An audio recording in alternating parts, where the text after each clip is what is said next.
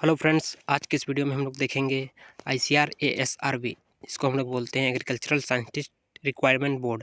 तो ये क्या करता है हर साल आपका मतलब ये करता क्या है कि आपके जितने भी आईसीआर का रिसर्च इंस्टीट्यूट है उसके लिए वैकेंसीज निकालता है। किसका किसका देख सकते हैं आप, एआरएस जिसको बोलते हैं हम लोग एग्रीकल्चर रिसर्च सर्विस के अंडर जो भी एंट्री लेवल साइंटिस्ट के पोस्ट होते हैं मतलब उनमें सिलेक्शन के लिए एआरएस का एग्जाम होता है। इसके साथ साथ subject matter specialist and senior technical officer का आपका वैकेंसीज निकालता है। इसके साथ साथ ये क्या करता है, नेशनल एलिजिबिलिटी टेस्ट मतलब नेट एग्ज़ाम ये लेता है।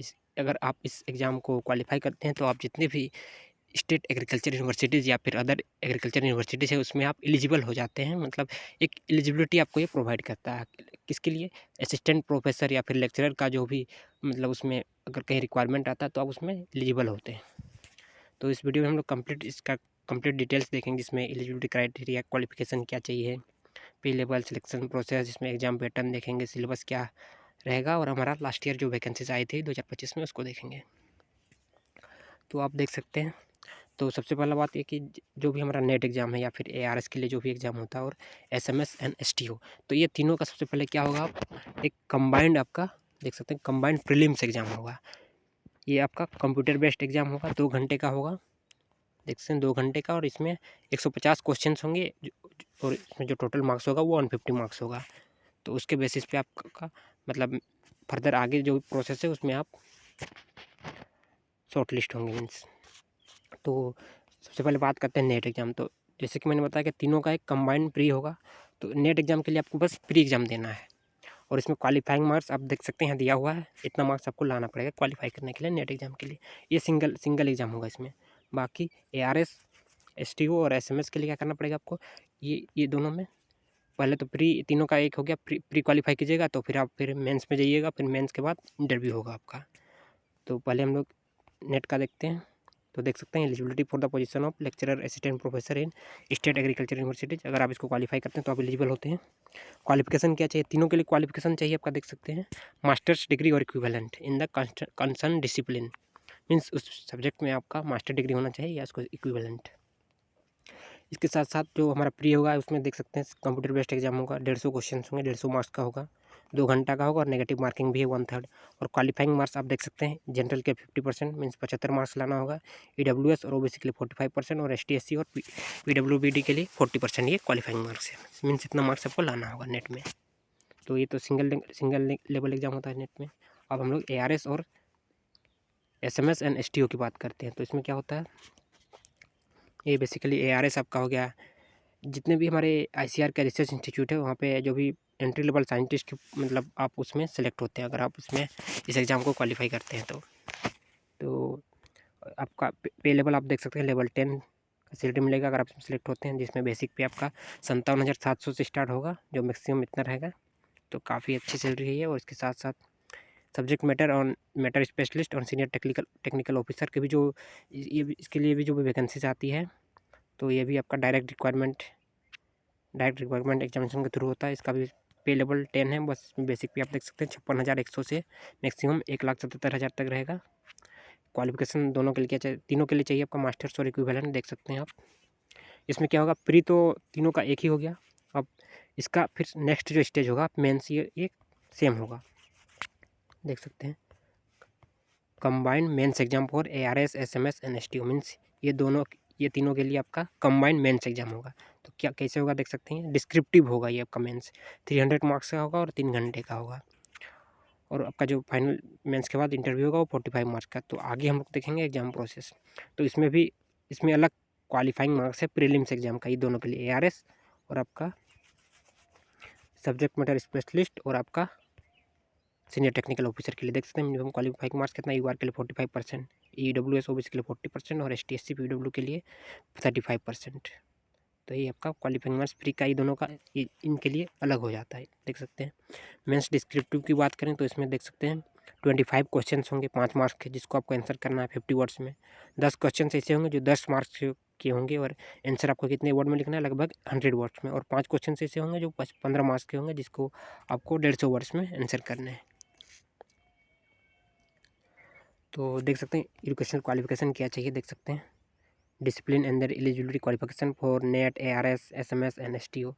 तो जो भी नेट एग्जाम है हमारा, ARS है या फिर subject matter specialist and senior technical officer, इसके लिए क्या क्वालिफिकेशन चाहिए अब दिया हुआ देख सकते हैं, सारा ब्रांचेस का दिया हुआ, सब मास्टर्स डिग्री चाहिए देख सकते हैं।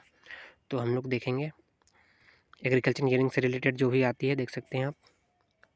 आपका ये फार्म मशीनरी का है, farm machine power master degree in agriculture engineering, या फिर farm machinery and power engineering agriculture engineering में मास्टर्स, या फिर मैकेनिकल इंजीनियरिंग में मास्टर्स, रिन्यूएबल एनर्जी में मास्टर्स होना चाहिए आपका। इसके साथ साथ आपका बीटेक में ही एग्रीकल्चर इंजीनियरिंग बीटेक मतलब एग्रीकल्चर इंजीनियरिंग में आपका बीटेक होना चाहिए। उसके बाद मास्टर्स इसमें अगर किए हैं तो अभी आप एलिजिबल हैं। अगर आप जैसे मैकेनिकल इंजीनियरिंग या मास्टर्स बोल रहा है, तो अगर आप बीटेक में आप मैकेनिकल इंजीनियरिंग से किए तो आप एलिजिबल नहीं है। बीटेक आपका एग्रीकल्चर इंजीनियरिंग में होना चाहिए। उसके बाद अगर मैकेनिकल इंजीनियरिंग से आप मास्टर्स किए तो आप एलिजिबल हैं। नेक्स्ट है आपका land and water management engineering, इसमें आपका देख सकते हैं सॉइल एंड वाटर कंजर्वेशन हो गया। इसके साथ साथ irrigation and drainage, land water management engineering, water resource engineering, irrigation and water management, hydrology, water science and technology, water engineering and management, इसमें आपका मास्टर्स होना चाहिए। इसके साथ साथ बीटेक डिग्री होना चाहिए एग्रीकल्चर इंजीनियरिंग में, तो ये आप इसमें एलिजिबल है। फूड टेक्नोलॉजी में अगर आप मास्टर्स किए हैं, food science, food technology, food science and technology, post harvest, dairy processing देख सकते हैं, फूड क्वालिटी सेफ्टी, ये सब दिया हुआ देख सकते हैं। इन सब में आप अगर किए हुए हैं तो आप इसके लिए एलिजिबल है। नेक्स्ट हमारा agriculture structure and process engineering है। इसमें क्या चाहिए, master degree in agriculture engineering. कौन कौन से ब्रांच देख सकते हैं, agriculture structure and process engineering, agriculture structure and environment management, agriculture process engineering, food engineering, processing technology, post harvest engineering technology, dairy engineering, process engineering, इन सब में अगर आप मास्टर्स किए हैं तो आप एलिजिबल हैं। इसके साथ साथ बीटेक आपका एग्रीकल्चर इंजीनियरिंग में होना चाहिए, तो इसके लिए आप एलिजिबल हैं। तो ये आपका ये एग्रीकल्चर इंजीनियरिंग वाला का हो गया। बाकी अदर ब्रांचेस का है। अब हम लोग सिलेबस का बात करते हैं, तो हम लोग इसमें एग्रीकल्चर इंजीनियरिंग वाला देखेंगे। बाकी आपका और भी ब्रांचेस और भी सब्जेक्ट का सिलेबस जानना होगा तो आप हमारे टेलीग्राम चैनल को ज्वाइन कर लीजिएगा। कृषि अभियंत्रण सर्च कीजिएगा, उस नाम से हमारा टेलीग्राम चैनल है, वहाँ आपको PDF उपलब्ध करा दिया जाएगा। तो फार्म मशीनरी का सिलेबस आप देख सकते हैं, जिसमें फार्म मैकेनाइजेशन एंड इक्विपमेंट पढ़ना है आपको, फार्म मशीनरी डिज़ाइन पढ़ना है, farm machinery testing, evaluation and management, engines and tractor system, ergonomics and safety, soil dynamics, intelligent traction, energy in agriculture, manufacturing technology, instrumentation and measurement techniques, machinery for precision agriculture. इसका detail syllabus यहाँ देख सकते हैं दिया हुआ है, आप ये आपको पढ़ना पड़ेगा। Next land and water management engineering का देख सकते हैं, ग्राउंड वाटर पढ़ना है, ground water, wells, pumps, open channel hydraulics, soil water plant, water and atmosphere relationship, hydrology, soil water conservation, watershed management, irrigation water management, management of degraded waterlogged and other problematic soil and water, ये इतने सारा आपको पढ़ना है। इसी तरह food technology का ही है। हम लोग देखेंगे agriculture structures and process engineering में हिडन मास ट्रांसफर पढ़ना होगा, farm structure, farmstead planning and plan design, storage engineering, material handling, packaging and transport, post harvest operations, processing technology and processing equipment design, engineering properties and quality of biomaterials, agri project planning and management, aquaculture process technology and structural design, dairy engineering, instrumentation and process control, ये सारा आपको जिसका detail syllabus यहाँ दिया हुआ है तो आप ये पढ़ सकते हैं।